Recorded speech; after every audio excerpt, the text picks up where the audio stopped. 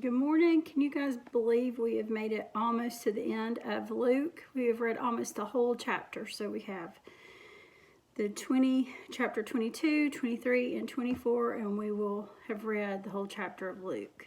So let's go on and get started with chapter 2. So now the festival of unleavened bread, called the Passover, was approaching, and the chief priest and the teachers of the law were looking for some way to get rid of Jesus, for they were afraid of the people. Then Satan entered Judas, called Iscariot, one of the 12, and Judas went to the chief priest and the officers of the temple guard and discussed with them how he might betray Jesus. They were delighted and agreed to give him money, but he consented and watched for an opportunity to hand Jesus over to them when no crowd was present. Then came the day of unleavened bread, on which the Passover lamb had to be sacrificed. Jesus sent Peter and John, saying, "Go and make preparations for us to eat the Passover." "Where do you want us to prepare for it?" they asked. He replied, "As you enter the city, a man carrying a jar of water will meet you. Follow him to the house that he enters, and say to the owner of the house, 'The teacher asked, where is the guest room where I may eat the Passover with my disciples?' He will show you a large room upstairs, all furnished. Make preparations there." They left and found things just as Jesus had told them, so they prepared the Passover. When the hour came, Jesus and his apostles reclined at the table, and he said to them, "I have eagerly desired to eat this Passover with you before I suffer. For I tell you, I will not eat again until it finds fulfillment in the kingdom of God."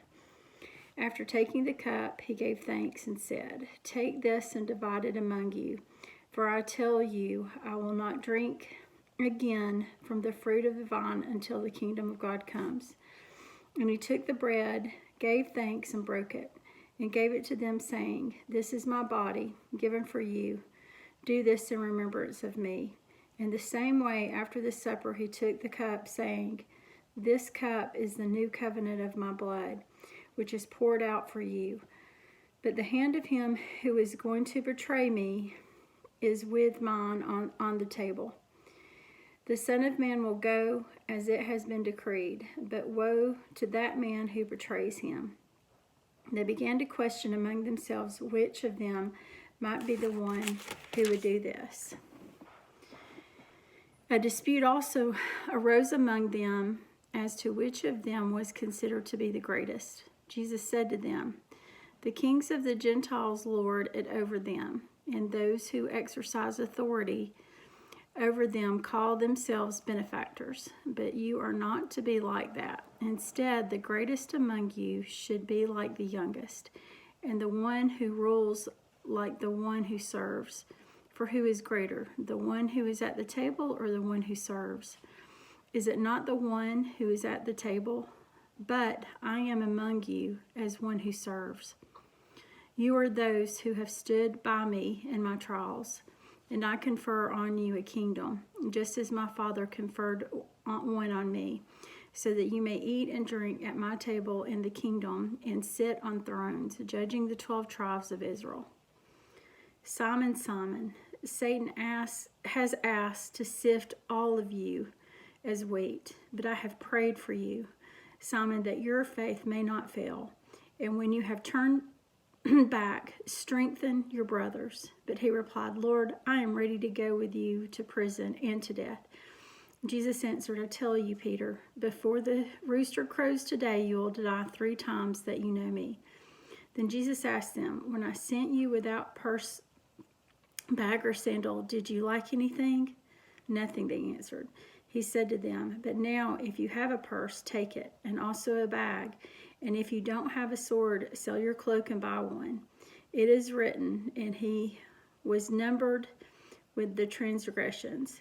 And I tell you that this must be fulfilled in me. Yes, what is written about me is reaching its fulfillment." The disciples said, "See, Lord, here are 2 swords." "That's enough," he replied. Jesus went out as usual to the Mount of Olives, and his disciples followed him. On reaching the place, he said to them, "Pray that you will not fall into temptation."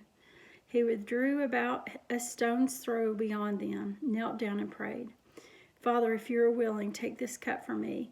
Yet not my will, but yours be done." An angel from heaven appeared to him and strengthened him. And being in anguish, he prayed more earnestly, and his sweat was like drops of blood falling to the ground. When he arose from praying and went back to the disciples, he found them asleep, exhausted from sorrow. "Why are you sleeping?" he asked them. "Get up and pray so that you will not fall into temptation." While he was still speaking, a crowd came up, and the man who was called Judas, one of the 12, was leading them. He approached Jesus to kiss him, but Jesus asked him, "Judas, are you betraying the Son of Man with a kiss?" When Jesus' followers saw what was going to happen, they said, "Lord, should we strike with our swords?" And one of them struck the servant of the high priest, cutting his right ear. But Jesus answered, "No more of this." And he touched the man's ear and healed him. Then Jesus said to the chief priests, the officers of the temple guard, and the elders who had come for him, "Am I leading a rebellion that I have come with swords and clubs? Every day I was with you in the temple courts, and you did not lay a hand on me, but this is your hour when darkness reigns." Then seizing him, they led him away and took him into the house of the high priest. Peter followed at a distance, and when some there had kindled a fire in the middle of the courtyard and had sat down together, Peter sat down with them. A servant girl saw him seated there in the firelight. She looked closely at him and said, "This man was with him." But he denied it. "Woman, I don't know him," he said. A little later, someone else saw him and said, "You are also one of them." "Man, I am not," Peter replied. About an hour later, another asserted, "Certainly this fellow was with them, for he is a Galilean." Peter replied, "Man, I don't know what you're talking about." Just as he was speaking, the rooster crowed. The Lord turned and looked straight at Peter. Then Peter remembered the words of the Lord that was spoken to him, "Before the rooster crows today, you will disown me 3 times." And he went outside and wept bitterly. The men who were guarding Jesus began mocking and beating him. They blindfolded him and demanded, "Prophecy, who hit you?" And they said many other insulting things to him. At daybreak, the council of the elders of the people, both the chief priest and the teachers of the law, met together, and Jesus was led before them. "If you are the Messiah," they said, "tell us." Jesus answered, "If I tell you, you will not believe me. And if I ask you, you will not answer. But from now on, the Son of Man will be seated on the right hand of the mighty God." They all answered, "Are you then the Son of God?" He replied, "You say that I am." Then he said, "Why do we need any more testimony? We have heard it from his own lips."